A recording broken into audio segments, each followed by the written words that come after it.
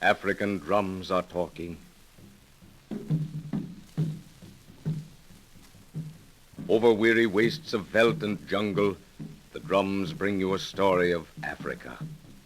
Africa, that land of mystery and strange ritual, ebony bodies, witch doctors, and sudden death. The land of jungle and impenetrable swamp, where the primeval sweat of Mother Earth rises in miasmic clouds of fever-ridden vapor to hang suspended in the foliage of the ageless guardians of the jungle. Listen.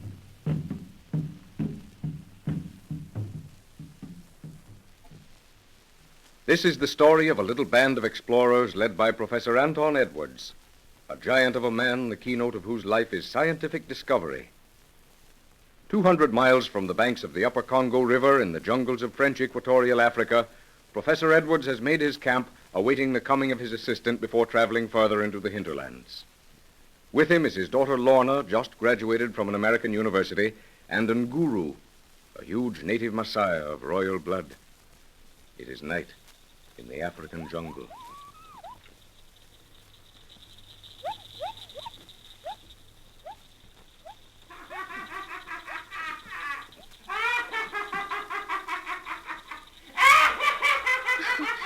Good heavens, Father.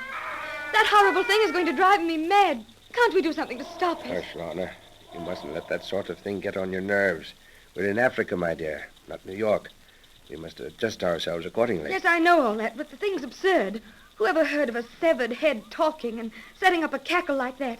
If I hadn't seen it myself, I wouldn't even countenance the thought.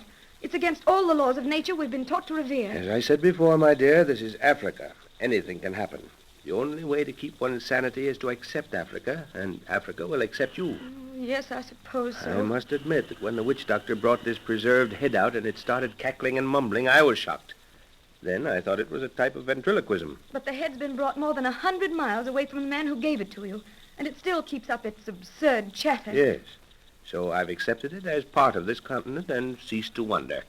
Yes, what is it, Ngoro? Bwana, white man we watch, he come. Is it Jack? Yes, my dear. Oh. Jack is one whole day ahead of regular traveling time. Good. He must have heard some river stories and hurried. Confound those carriers. Hey, Baragi, back trail one time and fetch him quick. Jack! Lorna, gee, but it's Oh, good to my see you. dear. Hello, Jack. Hello. Well, you're a day ahead of yourself, aren't you? Yes, I moved as fast as I could, Professor. But how did you know I was ahead of schedule? I didn't contemplate joining you for another week until I heard some... Until you heard some talk down the river, huh? And at the fork of the Mobangi, you left the boat, gathered a few natives together, and made a safari as fast as you could to get the truth of the matter. Well, bush telegraph, eh? Precisely. Well, this place is as bad as Hickville. You can't turn around without the news being broadcast to every native in the country. It has its uses, my boy. Those drums are the newspapers of Africa. Well, I suppose you're tired. Come on in the tent and have something. Oh, Lorna, will you get that bottle out of the special case? Yes, Father. This night air isn't any too good for a tired body. Did you have any trouble on the way in? No, sir, nothing to worry about. The natives were extraordinarily helpful. In fact, just a little too much so. Each village insisted on sending a guide with me up to the next headman's territory. And there was another one waiting to take over from him on the trail. I meant to ask you about that. Has someone been giving them a course in courtesy or something? I've never encountered that sort of helpfulness before. No, I've had the same treatment, Jack. And it's not natural. But I think I know what's behind it. I'll tell you about it later. Anyhow, I'm glad you're here, but I wish to heaven I hadn't brought Lorna. Why do you say that, sir? Have you had any trouble? No. No, that's just it. If I had experienced the ordinary inconveniences of bush travel, I'd be unconcerned. But it's just as if we were expected, with someone at the end of the trail waiting to welcome us with open arms. I tell you frankly, I'm worried. Oh, here's Lorna. I've not bothered her with it. Oh, my, but it's good to see you sitting there, Jack. I swear if you'd waited another week, you'd have found me a nervous wreck. Why? Don't you like this country? I don't know if I do or not. There are so many inexplicable things happening around here. Things that your common sense tells you are impossible. Yet your eyes and ears tell you differently. Well, that's Africa, my dear. But what sort of things do you mean? Well, for instance, the... Good Lord, what's that? What is it? Lorna, stop trembling like that and tell me what that means. Good heavens, child, get hold of yourself. Professor, can't you... Stop, Jack. Don't shake me like that. I'm all right now. Only it's just as if the thing knew I was going to talk about it. What thing? What do you... Oh, then it is true. Those river stories weren't lying. Good Lord, Professor, you found it. You found the talking head. Yes, Jack, I found it. I knew you'd hear of it before you reached here. The river boys were talking about it, but then they've done that for years. Then my native carriers started chanting about the white man who had the talking head. I didn't realize it was you, sir. Sometimes I wish to heaven I hadn't found it. It's so horribly impossible. Yet, there the evidence sits in the other tent, and... Oh, it's ghastly, Jack. A head, a severed human head, wizened and shriveled, with an awful perpetual grin. And it keeps mumbling a lot of incoherent gibberish to itself. Oh, it's horrible. Tell me about it, sir. May I go and see it? No, not now. I'd rather you'd see it first of all by daylight. It's gruesome enough then, but by lamplight it's impossible. How did you come across it?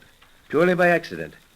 You know, for the last century, stories have been cropping up all over Africa about a talking head. Yes. Just a whisper here and a whisper there, nothing definite at all. Yes, I know. Well, about 7 years ago, I was up on the Mongola River territory with Professor Lamberti. That's the man you exposed for fraud, isn't it? Yeah, most unfortunate occurrence, but my duty. Well, while there, I shot a python that had dropped from a tree and coiled around an unfortunate native. The natives worship these great snakes in some parts, don't they, Father? Yes, and it turned out that this particular spot was one of them. Consequently, we had to do some fast traveling to get out alive. Well, how about this native you saved? Was he one of them? No, he was an old witch doctor from another tribe. What he was doing so far away from home, I never did find out. But he was so infernally grateful to me, I had a hard time dissuading him from attaching himself to me permanently. Yes, they do get that way sometimes. However, he extracted a promise from me to visit him. I finally did so a month ago. I was only just in time, for the old fellow died the next day. When I entered the village, I was taken straight to his hut. He was badly wasted and making no struggle to live, but he knew me in a moment. The 7th year has passed, white man, since thou and I have looked upon each other. Therefore art thou 7 times more welcome. Old man of wisdom, the intervening years have taken my feet into many strange places, but always has my heart remembered its promise. It is well, for now may I pass to my ancestors with a light heart. Yet there is a destiny to be fulfilled before I may look into their eyes fearlessly.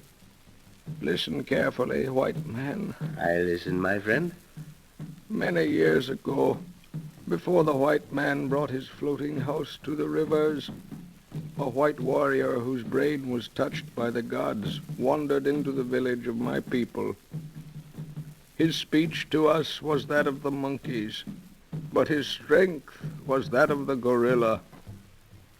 At certain seasons of the moon, he would summon the devils of the forest and hold speech with them, but only his eyes could behold them. You've heard this story, white man. From the mouths of the ignorant only. This man led my people in battle. He was greatly feared. One day, as he lay sleeping in the forest, a warrior from another tribe crept upon him and killed him, taking only the head as a trophy. But the head refused to die, and the warrior in his terror dropped it and took flight. That head has been preserved, white man, for it is written that you shall take it back to its people. For the legend says that only then will the spirit compose itself to rest. So that's how you got it, sir. Yes, I promised to take it before seeing the thing.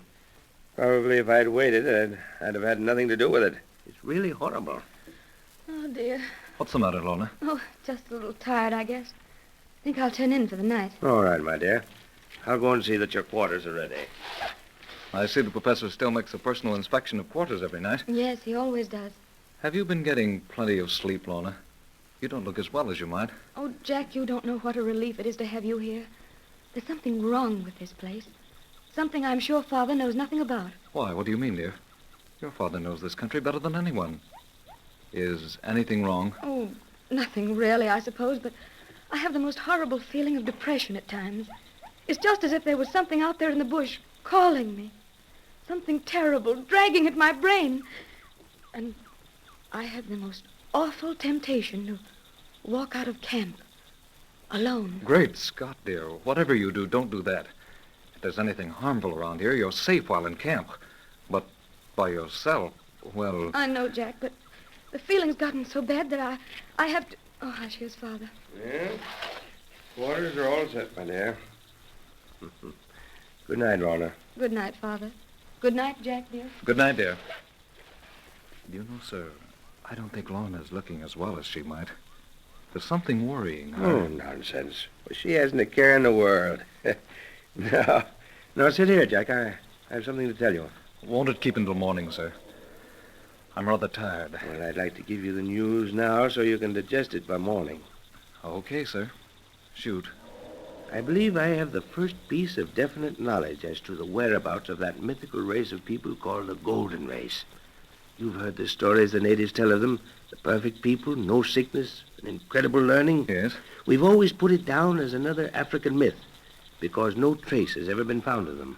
Do you mean to say you really believe these stories, Professor? No, I don't believe the stories the natives tell, my boy. But I believe what the talking head told me a week ago. But good Lord, sir, that's... Listen, that's Lorna. Come quick, something's happened to her.